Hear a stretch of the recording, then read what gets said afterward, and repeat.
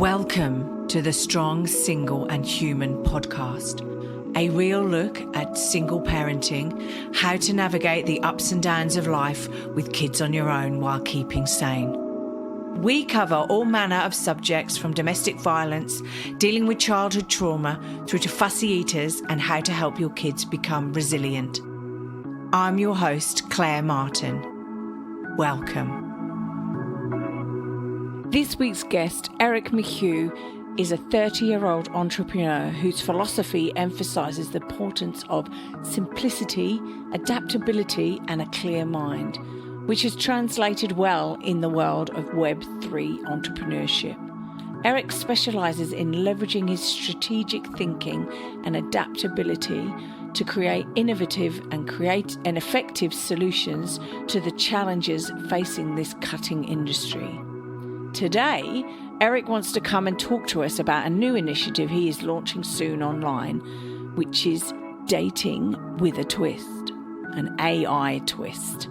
This is the Strong, Single and Human podcast.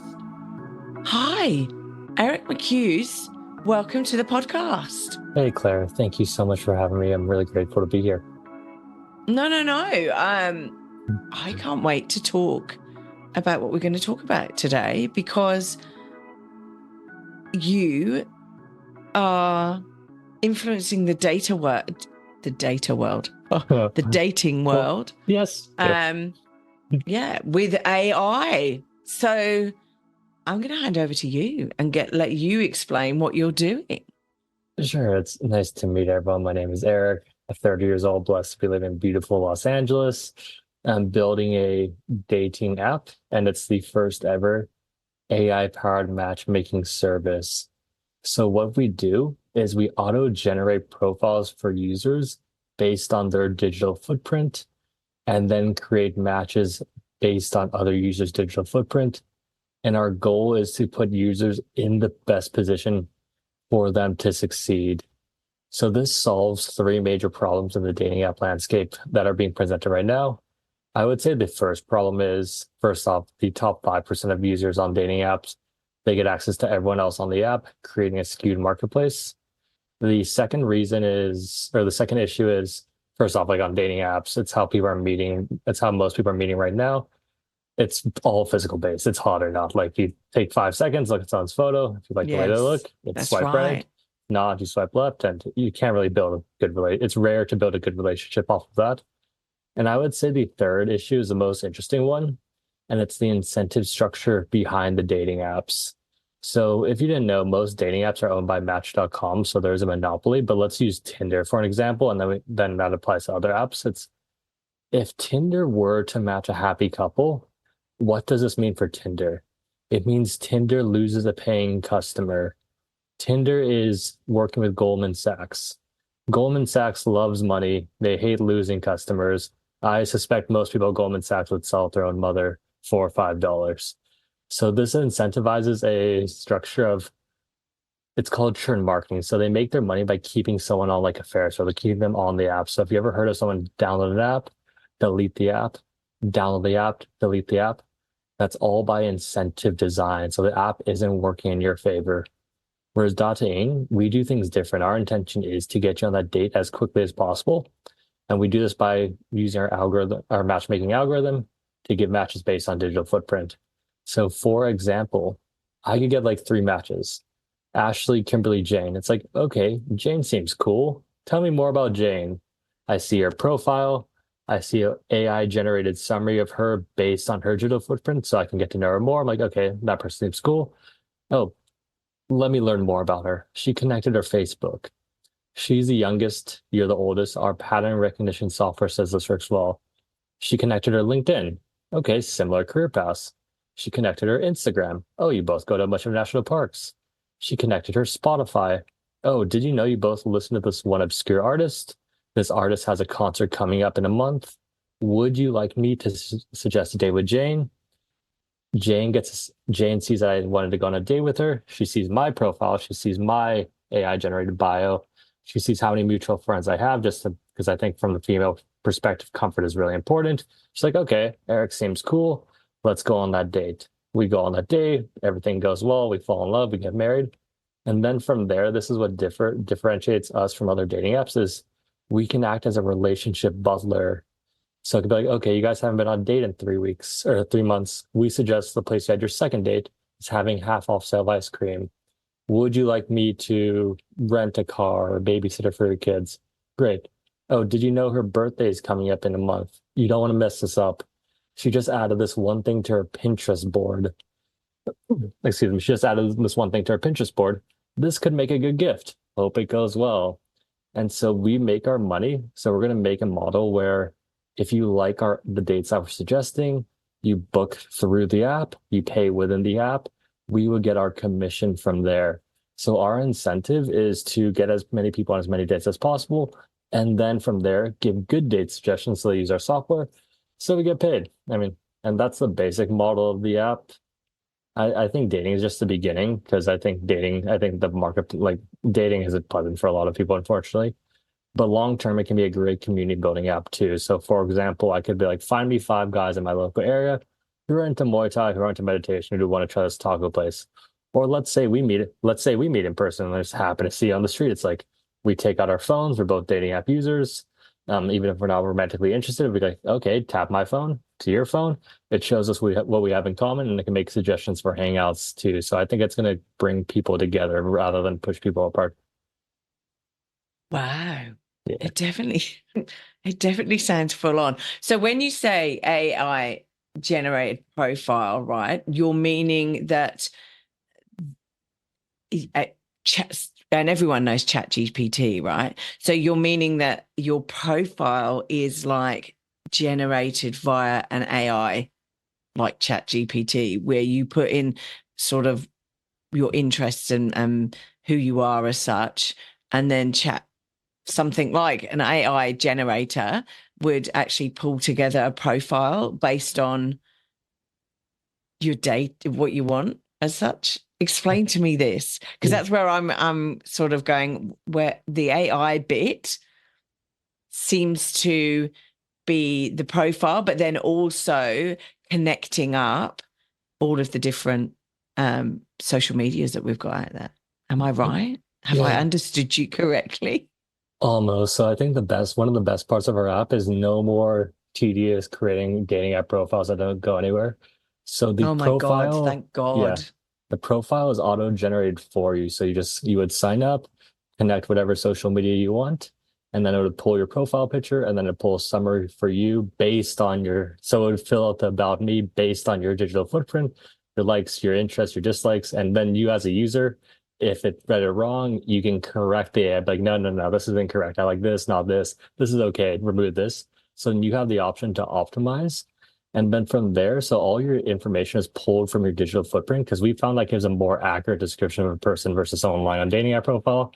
And we understand that, like, for example, like let's say you connect your Instagram.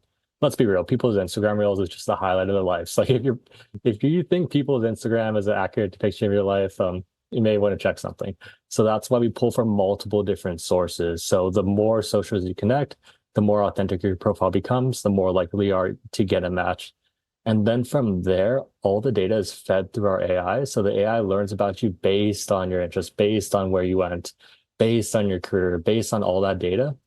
And then there's an algorithm running in the background to match you with users who put you in the best position to succeed.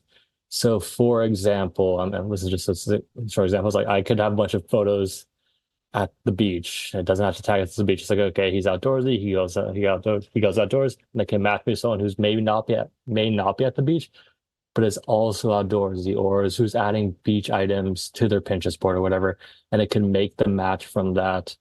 And the cool thing is, it's different from normal dating apps because, again, normal dating apps, the longer you're on the app, the more likely you are to stay on the app. But with our app, the longer you're on the app, the smarter it gets and the better matches you get. So it could give me 3 matches. Like I say, no, no, no, no, no. It's still feeding me people who are similar to me because I think we both know everyone's into different things. Like, okay, well, this person's obviously not into someone similar to him. Let me throw someone who's different. I'm like, okay, that's interesting. I say yes to that. It picks up on that. It gets smarter. So the longer I'm on the app, the better it gets at matching me. And the more people using the app, the more better it gets matching the collective. Because at its core, AI is really good at pattern recognition at scale. So if there's a bunch of people feeding a bunch of data into our AI, it's generating matches through that. It's just going to get better and better at matching people. And that's going to be fun to watch. Yeah, because it learns, doesn't Yeah. it? This is the whole quintessential thing about AI. I think, and I don't know if people, I mean, I know what AI is, but I suppose I should really go back to basics and go, what is AI? What are you talking about?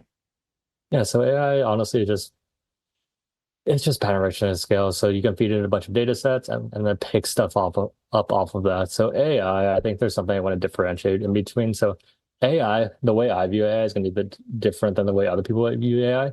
I view AI as a way for people to leverage their natural talents and a way for people to help themselves just generate things. So it's a tool for me to use, and just like any other tool. So just like any other tool, if you can use for positive needs, you can use for negative needs. The tool itself is neutral.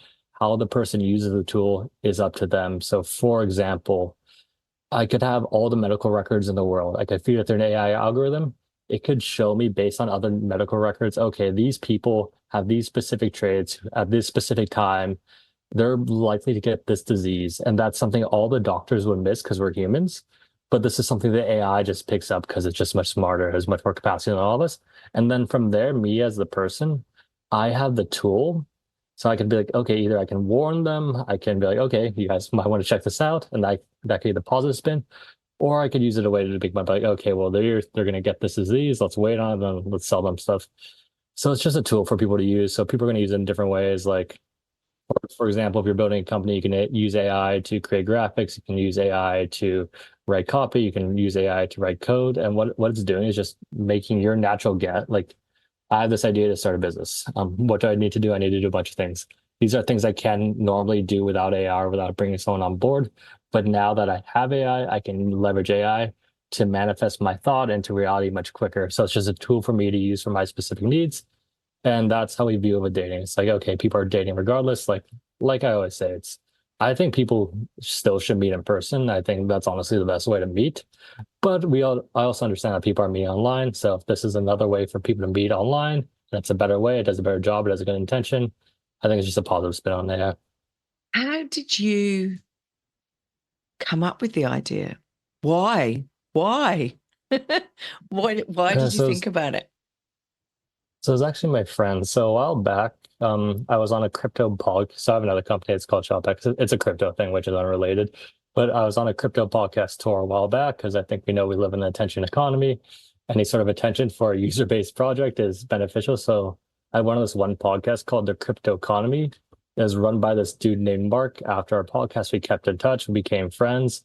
And then this like AI looking thing started following me on Twitter. I'm like, what is like it had like 0 followers, I had no bio and nothing. Like, what is this? Like, oh, it's Mark. I'm like, oh, what's this about? And he's like, oh, I'm thinking about building an AI powered matchmaking service because the dating app market is so terrible, because AI is on the rise, and now you can actually do it.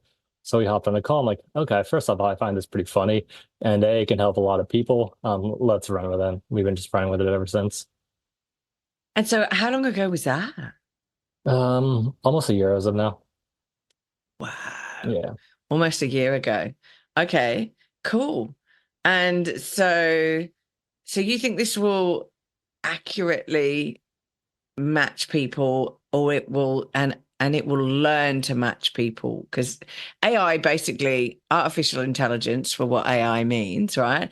And it basically is a tool that we can use that goes out and will learn people's preferences or people's views on things. It will just go out and learn. It will, like, I use it to help me in my day-to-day job, and so I may ask it questions if I've got challenges or whatever, so that it goes out and trawls. It's Chat GPT that I use, funny that. And there's various different other tools, but that it goes out and it trawls the internet to see what other people have actually done who have had a similar problem, right? And therefore, yeah, it gathers that information and gives me the best answers. I think that's what it's Yeah. doing. Am I right? Yeah. No, you're right. And to answer your question, I think it will learn how to better match people. Because I think it'll start off Oh, matching okay. people better than the current dating apps because it's just so solely physical based. But again, the longer it's alive, the smarter it gets, the better it gets at matching people. The more it learns more it learns your preferences, the more it learns everyone else's preferences. It's just going to get better and better.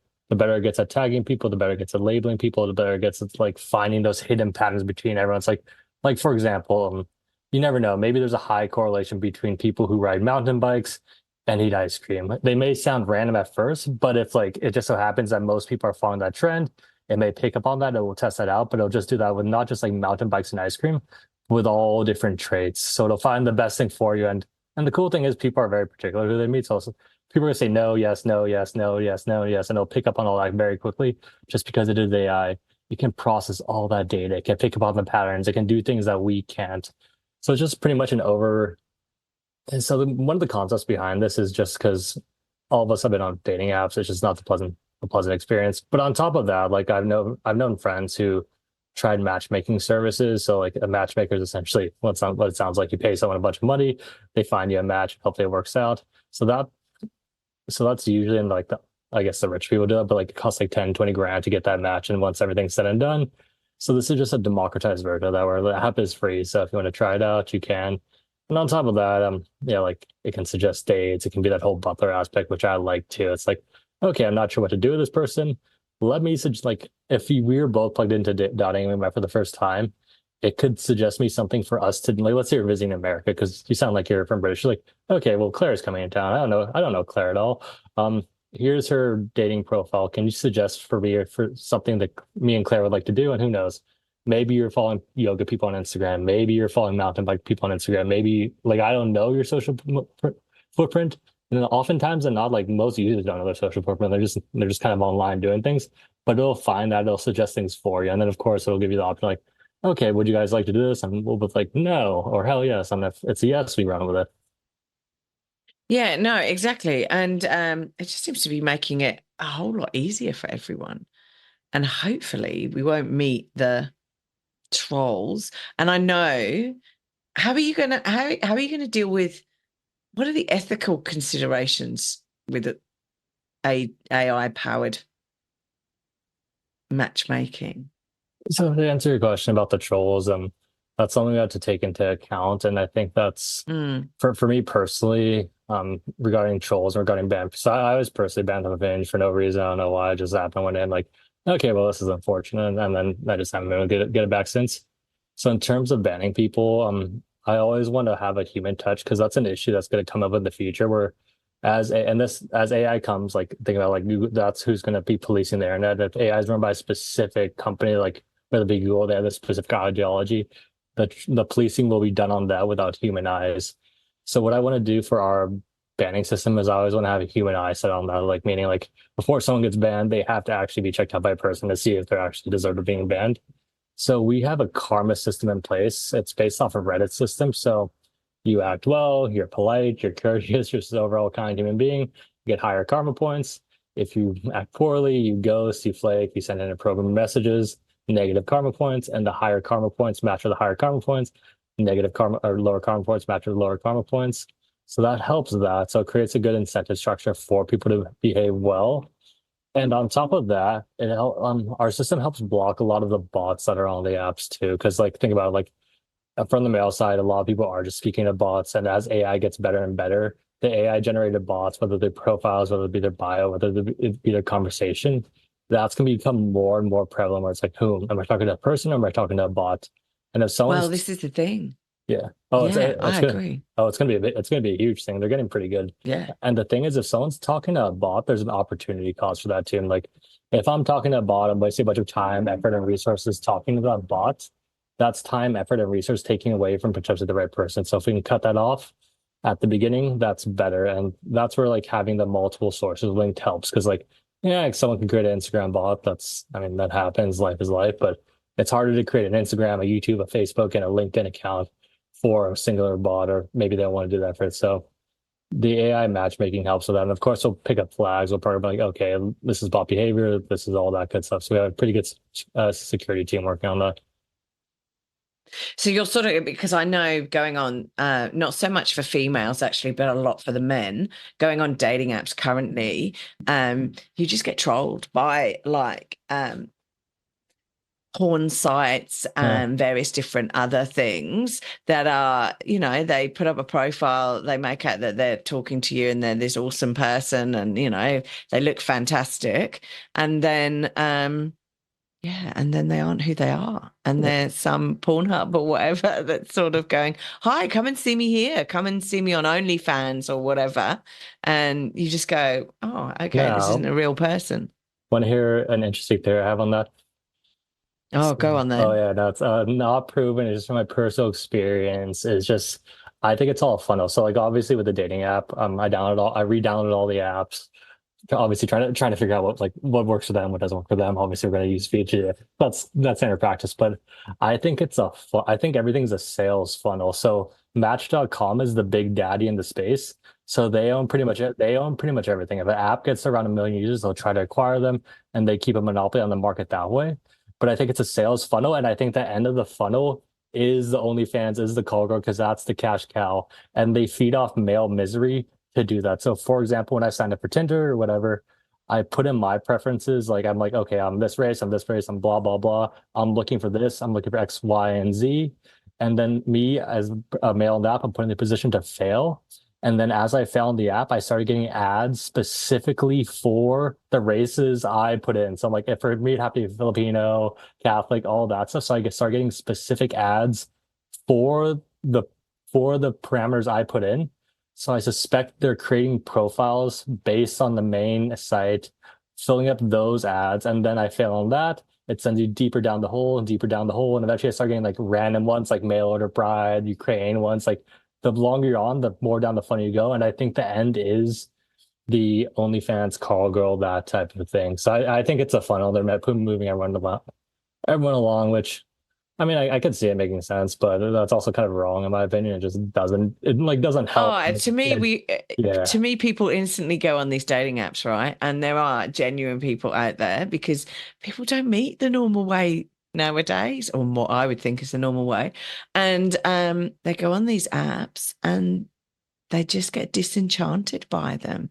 But there's no other means or ways, effective ways of meeting Yeah. people But apart from these online apps, which is horrendous. I've been on them a few times, but not no, never know. yeah, but me personally, I want to bring back the normal way. Let's call it the normal way because I think that is a Yeah, natural I way for, I agree. yeah, like, and I have much better luck meeting people in person than I ever do on apps. I'm like, okay, well, that's a better way for me to, but not everyone does that. So most people are on the apps. And the reason most people are on the apps is because they want to remove all buffers for rejection. So, for example, me going up to a girl, approaching, shooting my shot, I can be kind of nervous. She could say no. A bunch of things could happen. Whereas if I just swipe right, swipe right, swipe right, there's no risk, but at the same time, there's no reward. So that's something we could bring back with the app too. So for example, if you guys connect the app, let's say let's say I'm in the line at Starbucks and there's another dating app user in the line at Starbucks. It can trigger. So there's something we want to build out too. It can trigger a connection that's like, hey, this user is near you. They have all like you have all these in common. It could be a good spontaneous date and then it can notify them. So it could like that's like a hybrid of mixing like the normal way and the online way. So like you're already in the right place. Might as well just have a nice little quick speed date and see if you guys build a connection. Exactly. Exactly. Why not? Yeah. Why not? Grab a coffee together and then go and have a chat and see if you've got a connection. So the thing is, it is all about connection at the end of the day. And I don't think you can find out whether you've got a connection or not until you actually meet up with somebody and you're with them for a period of time to actually see if you've got that connection. But this definitely, your app, dating, definitely seems to be the way forward because it takes all of that noise out of the equation. It takes the noise out and then tension is good. It's like I understand like the overall spread. I think you hit the nail on the. I think human relationships are extremely important for overall human happiness. And dating apps and social media have pushed that far away. So we're trying to move the needle back in the good direction by creating that genuine human connection. And like you said, like a lot of people just wasted a bunch of time on the apps, meaningless chats, meaningless all of that. for our name of the game is getting people on the app. So I can I guess I can talk both sexes. Like let's be real. Most girls have trouble selecting like the person that's good for them. It just is what it is. So dating helps with that. It helps with the selection process. And let's be real, from the guy's side, most guys have very little social awareness. So it helps them plan the date. It helps them take it from there. So like, again, the goal is to get them on the date. So like it's all in it. It's mostly AI interaction of seeing the people's profile. And then once you read enough about each other's profile, it's just a date off of there. If you want to have a quick phone call, you can, but you want to eliminate like the back and forth, like weeks long of just like chatting with someone that doesn't go anywhere, which is like, and then somebody ghosts you. Yeah. And then in and out. Like it's like, okay, yes, no. And then we're gonna limit the amount of matches people can get to. So you can't just like stack matches and use it for attention. It's like, okay, do I actually want to meet this person? Yes. And if you ghost them or do that, then that's where the karma system comes in play. It's like, because you can't have people being rude. It's annoying too. Yeah, well, and it is, right? All you need to do is say thanks, but no thanks, or thank you, I'm pursuing another person, or whatever. I mean, it's just, I don't know, it's just politeness. But anyway, cool. So where is your app will be coming out soon, or is out? Where is it out? So right now it's live online. So we are on the wait list. So if you want to join the wait list, you can go to dating.io and join the wait list. We're going city by city. So our first launch is going to be LA, because again, like our team is from LA, so it makes it easier. There's a good amount of people. Plus, it doesn't do people very good if like we launch in New York, London, LA, and just like you're matching with someone from LA and they're matching with someone from New York. It's like, no, the whole point is to get an app. So we're going city by city. LA is going to be first. Probably by the time this goes live, the app will be live in the App Store, so you can just go on iPhone and just search dating and you can find us there. Yeah, no, that's awesome. But there is a wait list online that you can join, so that when it comes to your town, country, wherever, then you can basically join and then find a date. Yeah. That's the goal. Simple as that. Right. Hopefully. Cool. Find the right date. Yeah, find the right date. Yeah. And it also suggests what dates to go on that you might both be interested in. Like it's a win-win, right? Yeah. Because you haven't got to then have a sit down and like try and figure out what you both like and stuff. No, so that's awesome. So great. That's awesome. Thank you for telling us about it, because we're all single parents. So we're definitely going to need to get out there and find a date at least. And, you know, see, that was one question I wanted to ask was, as it connects in with your social medias and in your footprint out online, is there somewhere to state that you've got children or that you're a single dad, a single mum, blah, blah, blah? Is there, you can amend your profile to actually state that? Because I know some single parents actually want to find other single parents because then they understand the pain that we all have to go through. Yes. No, 100%. That's one of the core questions we ask. So when you connect your social media online, it pulls as much data as you can, but there's still core questions that we ask, like, do you have kids? What's your ethnicity? Like, what are you looking for? So stuff that we can't really assume, or we can assume, we'll ask those directly, and then it'll show you your profile, like what it's going to tell people about you, and then you can amend it online, or you can add what you like. Or you say, I'm also looking for, again, when it could be your matches, like you're a single parent, you get your first few matches, like, okay, these people seem cool. Do they have kids? And they're like, no, these people don't have kids. But it's like, I want someone with kids. Can you find me someone with kids? And then it'll help you find that person with kids. Cool. Awesome. Yeah. Sounds great, Eric. Oh, yeah. Fab. Thank you for coming on here and telling us about the app. I'm sure we'll get out there. Loads of people will get on your waiting list. And yeah, we'll get out dating. It'll be brilliant. It'll be fun. Yeah, it's going to be good. Yes. It's making dating great again. Yeah, making dating great. Blimey. Yeah. That could be your slogan. No, brilliant. Thank you. I can't wait. I wish you all the success. And well done you. Oh, well, thank you so much for having me. It was a blast speaking with you. Thanks for listening. If you've enjoyed this podcast and you would like to hear more, Please hit subscribe wherever you like to hear podcasts. If you would like to support us further, share this episode with your friends and family. And finally, drop us a review on iTunes, as I'd love to hear your thoughts, comments, and ideas. It all helps me to understand and produce awesome content you want to hear just like this.